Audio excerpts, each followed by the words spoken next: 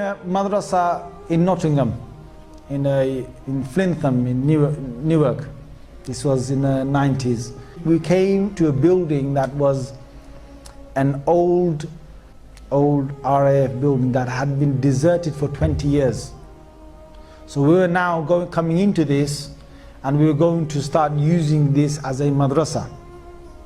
Now when we came there, one of our teachers, he said to us, he said, because we started off living in one corner, and we're going to slowly start using the rooms till the other side of the madrasa. Now this place had 120 rooms, yeah, and it had about 3 different halls, massive. We had an east wing, a west wing, a middle sort of part, and we were in the east wing, and we were just staying just in a few rooms. We were talking about literally about 7 or 8 rooms.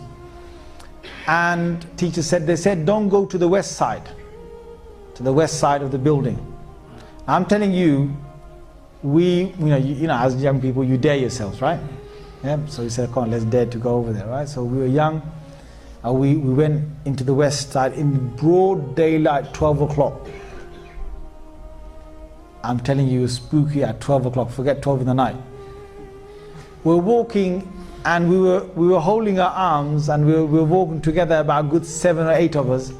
As we were walking, we can hear doors banging, bang, bang, creaking, things opening. You know, we just run. We were saying, you know, our kalimas loudly, shahadas loudly, what about that loudly, Allahu la ilaha illa huwa al-hayyul qayyum, basically we're running, yeah? Now, you can imagine this place was really spooked up. And the teachers warned us, you know, don't go over there. Now what happened is one of these, there's this young kid, I'm not going to give you his name, he's probably grown up now, he's probably got kids now, all right? So I don't want to embarrass him when some of you might confront him. But he was from up north, and he was a kid, about 13 years old, I'd say, from Bangladesh. He didn't know a word of English. Forget anything else, right? He just knew Bengali. And he was the most quietest kid you can imagine. Just quiet, just sticks to himself, and that's it. And he's trying to become a hafiz of the Quran, and he only has done 1 juz. So one day what happens is that he sort of strays off. I don't know, he goes over to the other side, and he comes back. And no one sort of takes much notice of it, but he comes back, and the evening when we're all sitting together and we're sort of reading, I wasn't there in the hall at that time, but there were others who said it. But then I went over to the hall to verify this. So this is something that I have verified myself. What happened is that he came with his Quran up to his teacher. You can imagine a kid who's lallu pattu, who doesn't know a single thing, yeah? He comes with the Quran to his teacher, puts it right in front of him, and he says to him, he says, test me. And he doesn't say in English, he says it in Arabic. Now his kid suddenly knows Arabic, right? So he says, test me. And his teacher looks at him and he thinks, is he having a laugh? You know, those days, you know, the beats were a common thing, right? Thinking, shall I just make spaghetti out of him, you know, like, yeah? So this kid just says, no, test me, any way you want, yeah? So the teacher says, okay, the Quran's closed. He said, okay, read from the 15th juz. Subhanalladhi asra bi abdi laylan min al-masjid al-haram ila al-masjid al-aqsa alladhi barakna hawla. And the teacher looks at him and thinks, what is happening to this kid? So the teacher then tests him from another place, and this kid now knows the Quran, and the kid challenges the teacher in speaking Arabic. And this kid has got really good Arabic all of a sudden, right? And then, you know, when we heard this, we came over, and I specifically went, you know, met him, and I started talking, and he started talking Arabic. Weird. So then we thought, okay, you know, whatever has happened, miracle of God, you know. You wait. What happens is now this kid is acting really weird, because he goes and he gets a hair clipper and he shaves half of his head and he leaves the other half as it is. Takes his hat off, walks down the corridor with half of his hair on one side long and the other half is completely shaven. Now kids are freaking out. Djin, djin, djin, djin. Right? So then, you know, the teacher grabs hold of him and says, well, you got to basically just shave the other half, so the shave the other half. So we've done that. Now, and he's acting all weird. He's doing things that sort of abnormal. So he then goes to bed, and okay, he's gone to bed.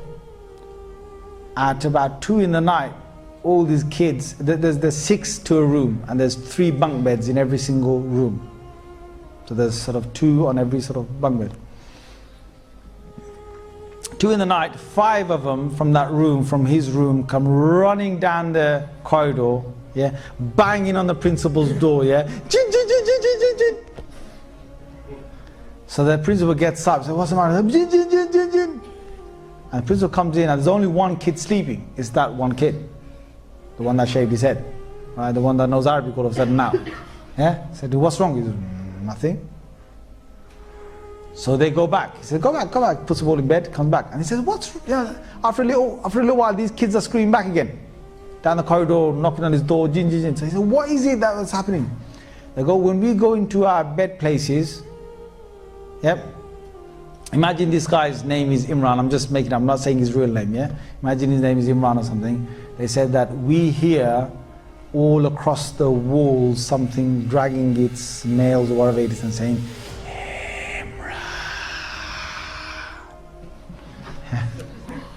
so basically they just obviously leapt out of their beds, yeah, came straight to the principal. Now this went on all night, yeah.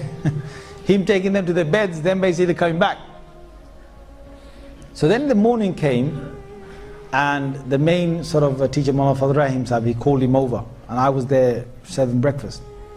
Now what's common is in exorcism is that you would recite something, and when you recite it, you're able to, when you recite something, some part of the Quran, then the jinn gets affected because they can't stand the Quran, and then they will actually leave, or they will beg to leave. In this case, this jinn was a believing jinn, and this jinn was a hafiz of the Quran, and this jinn knew Arabic.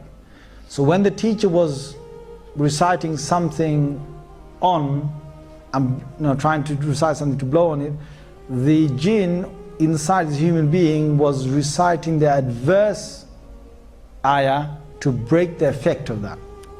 It was not any common jinn that was in here, and I'm sitting there watching this. So the Shaykh is reciting, and this jinn is undoing whatever recitation he's doing.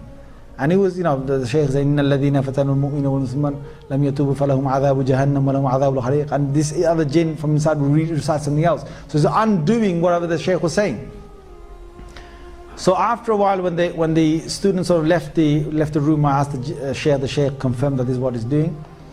And then the Shaykh said that the only way to actually get rid of the influence is to take this young boy back to his hometown and to leave him there for 1 month. He said the reason why this has happened, and these guys, I'm saying this, that you won't believe in this unless you deal with this. There are certain things that you will not believe in unless you deal with it. So if you've got unbelief in anything I'm saying to you that I'm making Allah witness, whatever I saw, I'm just telling you. You just need to start witnessing some of this yourself, and you'll start believing in it. So the Shaykh himself was able to witness some jinns.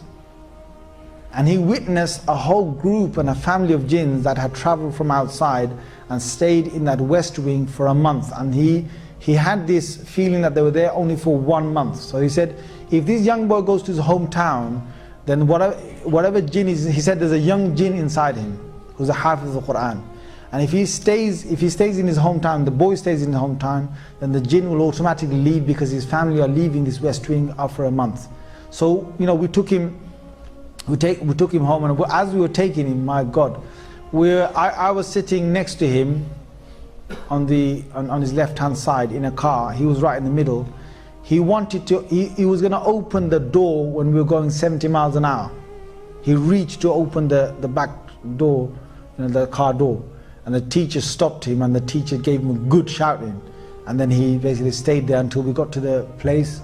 We left him in his home for 1 month. After 1 month he came back, and he was the same docile kid you knew. Looked down while he walked, never knew a word of English or Arabic, and only knew 1 juz of the Quran.